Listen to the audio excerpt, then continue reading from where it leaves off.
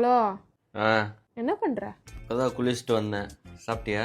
சோகத்துல ஒரு 5 பரோட்டா தான் சாப்பிட்டேன். நேத்து நைட்டு நம்ம சண்டை போட்டோம்ல. என்ன நல்லா தானே போயிட்டு இருக்க. இன்னொரு நாள் இதை பத்தி பேசிக்கலாம். ம், நான் 5 பரோட்டா தான் சாப்பிட்டியா? குட்டி தொப்பைக்கு போதுமா? பத்துல அப்புறம் நைட்டு சாப்பிட்றதுக்கு எடுத்து வச்சிருக்கேன் 3 நாளைக்கு அப்புறம். அதாண்டி தலைவரோட பிரச்சாரத்துக்கு போயிட்டு வந்தேன். தலைவர் அவர் கண்ணாடிலாம் கொடுத்தாரு தெரியுமா? எப்பா நடிப்பு குஞ்சு நடிச்சாதரா, வாய திறந்தாலே பூவாண்டி. நிஜமா உண்மையை தாண்டி சொன்னேன். நம்பிட்டாங்க. 4 நாளைக்கு முன்னாடி நம்ம சண்டை போட்டோம்ல.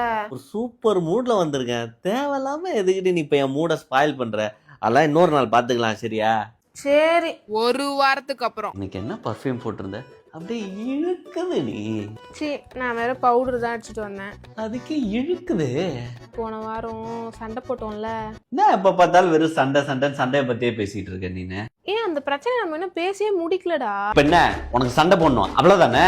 நான் ஜஸ்ட் அதை பேச சண்டை போடாதன்னு சொல்றல. நான் அதை பத்தி பேசணும் தான். சண்டை போடாதன்றல.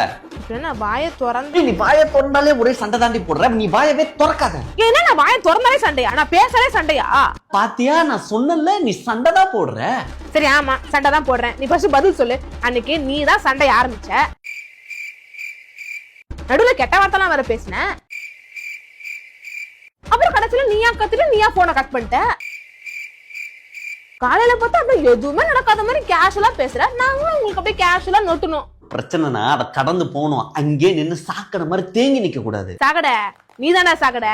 ஒரு பிரச்சனையை பார்த்து பயந்து ஓடுற பேர் பயந்தாங்குழி சாக்கடை. நீ தாண்டி குழப்பிடி, குட்ட குழப்பிடி. ஒரே பிரச்சனை திரும்பி பேசி குட்ட குழப்பிக்கிட்டே இருக்க பாரு. நீ தாண்டி குட்ட குழப்பி. நான் குட்ட குழப்பியா? முதல்ல நீ தாண்டி குட்ட குழப்பி. நீ தாண்டி குட்ட குழப்பி.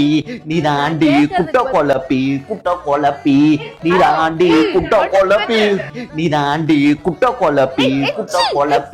நீ தாண்டி குட்ட. கேள்வி கேட்டாலே எஸ்கேப் ஆயிடுறான். அப்போ இன்னைக்கு எப்படியோ தப்பிச்சிட்டோம். நாளைக்கு என்ன பண்ண போறோமோ?